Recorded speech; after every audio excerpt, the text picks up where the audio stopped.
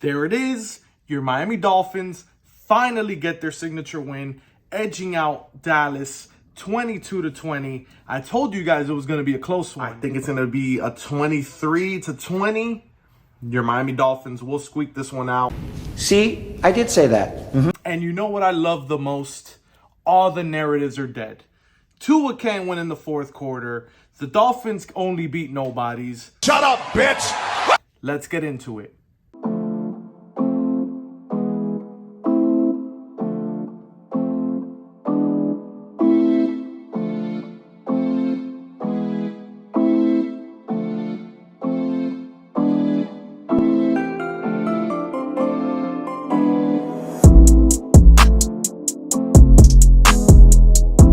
And we're back with another episode of the Chop Block with me, Finale, here to recap our game versus the Dallas Cowboys.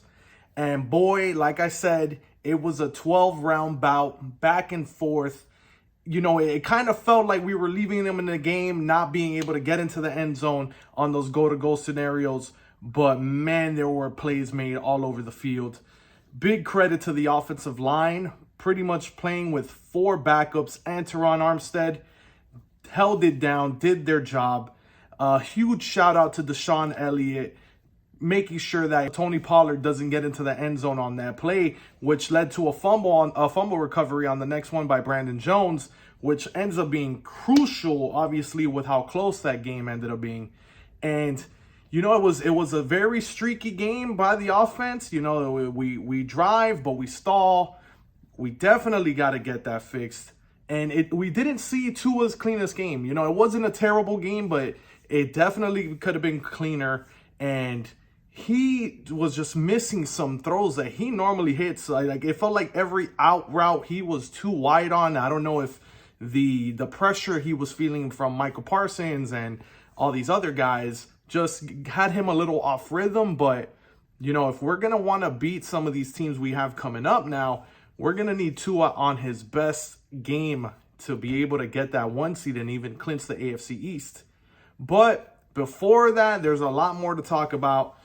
You know, obviously the big hero this week is Jason Sanders. I would have bet every dollar I have in my bank account for you to give me who you thought the MVP of that game was going to be. And I guarantee you nobody was thinking Jason Sanders, because let's face it, this is a guy who's been catching a lot of heat over the last couple seasons. And, you know, kind of deservedly so. He's missed some big kicks. He normally hasn't been able to hit the 50-yarders, and he hit 3 of them this week to start off the bat. So major props go to Jason Sanders. He shut us all up, you know, until he misses the next one. But he single-handedly, not single-handedly because the defense did its thing. We definitely contained the Cowboys and didn't allow, you know, and Tony Pollard to go off on the ground. And, you know, CeeDee Lamb got off to a hot start, but after that stretch, we kind of kept them in check until the very end there. And, you know, we saw some uncharacteristic plays. Jalen Ramsey got caught slipping, you know, and Brandon Cooks made a hell of a catch. Dak threw the ball in the perfect spot. He take the lead at the end. But, man, also the probably one of the most impressive moments this week was that fourth quarter game-winning drive. You know, this offense did what it needed to do. You know, you end up killing the clock. You convert the first downs. They're trying to hold and try to get that ball back, and you deliver a dagger. And I think that was a big moment of this game. You saw Tua's leadership come into play there. He goes to the sideline, as we saw in Hard Knocks. No, don't look at him. Hey, Reek. Hey, come over here, Reek. Hey, so, like, it's going to be G, Reek. So we're going to need this. All right, we're going to need this, Reek. Come on. He goes to McDaniel. I want to run this. We're going to get this look. This is the play I want. Let's put it in our best player's hands, and let's get this first down. And then you see the players come and huddle up around him, and he just says, don't even look at coach. Look at me. This is the play. Execute. And if you saw in the video, he's not even looking at Tyreek. Tyreek's standing over here on his right, and he's looking straight at Braxton, and he's like, Tyreek, this is going to you. We need this. Make it happen. And then you get to the line, you go there, and and he sees it. 2-man. You got 2-man. Hey, corner's over. Hey, it's man. Send him in motion. They know it's man coverage. Hill gets a block, first down and more. Hill inside the 20. You know, Tyreek's yelling it, and then he even walks over, which is like crazy to me. I've never seen that. He's like, to tell him it's man. Then it's like, all right, maybe you're kind of telling the defense here, like, all right, this shit's going to work, so maybe they should switch. But whatever, they did it. It works. You see such a fucking vet-savvy play by Teron Armstead, taking a jump to his left to force Micah inside so he can't get in the pass lane. Clean blocks on the end by Braxton. And Lester Cotton comes across, lays enough of a block for Tyreek to go ahead and get enough for that first down there. And it was just a thing of beauty. And I know I was super scared to that moment because even though Jason Sanders was red hot and making all those kicks, but a part of me is always like, Jesus, when is that guy going to come back? But hopefully we don't see him and he ends up being back to that 2020 Jason Sanders that we fucking desperately need in these moments, especially down the stretch with some big games coming up. Before we get to this Sunday's game versus the Ravens, let's talk about Hard Knocks a little bit. Just want to go ahead and give you my 5 favorite moments. We'll start from the bottom up. Number 5, the post-game celebration in the locker room. Boy, was I dying when I saw Christian Wilkins go and jump to Tom Garfinkel. And then when he sees Stephen Ross, was like, coming. And that little, whoa, I don't know what the fuck Stephen Ross was doing there. But I thought that boy was going to fall apart. Oh, man, thank God our owner's still alive. He's good. Ready, hopefully ready for Sunday.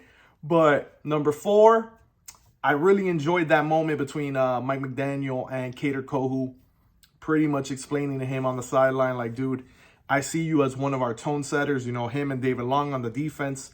You know, when you see shit isn't really going, get to it. Like, you got to set the tone and let these people know what's up. Number 3 is going to be the intros right before the game with the captains. McDaniel going off. He's like, damn, I got some pretty good captains. You know, you see Xavier, you see Tyreek, you see Tua. He's like, oh, we even got Dan. He's like, fuck your records, Dan. We're coming from. I loved that. That was awesome. Number 2, I know I did the whole spiel about the 3rd and 2 play. That moment was critical in the game. Loved every second of it, especially seeing Tua step up and being like, hey, this is it. This is what we're going to run. Let's just fucking run it and let it happen. And number 1, I know everybody had to enjoy the quarterback fucking Santa exchange, the Secret Santa exchange. Man, that was such a good time. You know, seeing Dan come in with the jokes with the isotoner gloves and just seeing how much of a fucking child Tua is with Christmas. Like, it's insane to me. But just seeing somebody that happy just to give something to give a gift to somebody else, like, how can you not love that, man? Those are my top 5 moments from Hard Knocks. I loved this episode. And now let's get to Sunday. All right. What do we know right now? We know the Dolphins cannot take the number 1 seed in the AFC without beating Baltimore. And now we get to the parts where it gets tricky. Obviously, we know Jalen Waddle got hurt. We have Robert Hunt, who's still limited day-to-day. Kind of started practicing a little bit today, but I still don't see him playing this Sunday. But the Ravens had some key losses, or they look like possible people that might not play. Starting with Zay Flowers, who's missed back-to-back days with a calf injury. He's their most explosive, obviously, other than Lamar Jackson, most explosive player. Him not being on the field is a major factor. And also, maybe the best safety in the league with Kyle Hamilton, dealing with a knee injury. He was limited today, but he missed practice yesterday. Something to monitor as we get closer to the game. But before we even get to a prediction or anything, like, the fact that the year that shit looks super good for us, we have this insane stretch of games in December. I don't remember the last time we had 3 back-to-back opponents like this, that it's with this level of difficulty. Like, I know the NFL normally likes to fuck us and send us to go play in the snow when it comes to December, but they're like, don't worry, we're going to leave you at home, but guess what? You got to go through fucking Dallas, Buffalo at home, and then also see Baltimore on New Year's Eve. Like, dude, this is a fucking, like, I've mentioned it for months now, like, this stretch of games in December are going to make or break this team. And they're at a point where they know they got to win. They control everything. That cards are in their hands. You got all the chips. All you got to do is make the right plays and go win it. But obviously, it's not going to be easy. I don't think our offense is going to be explosive as they were early on in the season. It's going to be a lot of close games, a lot of tough battles to get through, and we're going to have to hope and just steal them. And, you know, we got to limit our mistakes, run the ball effectively. I don't think we win in Baltimore unless we're able to run the ball. But the one good thing that I do see coming for Sunday is even though they won, they just played on Monday night versus the number one team in the NFC. Like, they have one less day to practice. You got one less day to recover and get ready. This is important. And if you lose this one, Buffalo has a chance to come steal the AFC East crown. So you got to win. Of course, after that Tennessee loss, and I hate that we still have to talk about Tennessee, but it's like, due to that loss, every game now here at the end has become the game of the season. It's like, you beat Dallas, all right, now you got to beat Baltimore. But hey, if you don't beat Baltimore, then you got to beat Buffalo. Like, it is insane. Like, every game at this end literally becomes the game of the season on top of each other, back to back. And that's insane to me. I do want to give a prediction on this one.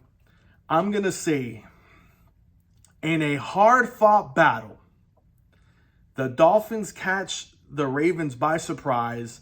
They get hit by a left hook that they didn't see coming because they're coming off this high that they had from the 49ers win. I think the Dolphins beat the Baltimore Ravens 27-21 in a major comeback led by your quarterback Tua Tagovailoa. And your Dolphins win, at least hold after this game, the number one seed going into that Sunday, or maybe Monday night, Sunday night, that last game. It's a major, huge, important game. For sure, it should be flexed. Will they do it? Who knows? But they know they hold the keys to their destiny and to that number one seed. I think these Dolphins are different. They're going to pull it off. They're going to find a way to win these big games. Show it, boys. Like I've been saying, change that narrative of what we are and what we've shown in December and what everybody thinks we are, even your fan base. Go continue to win in December. Bring it. Let's go. Fins up. Remember to like, share, subscribe. Tell your friends about this podcast. We'll be here every week. Thank you for tuning in. See you next time.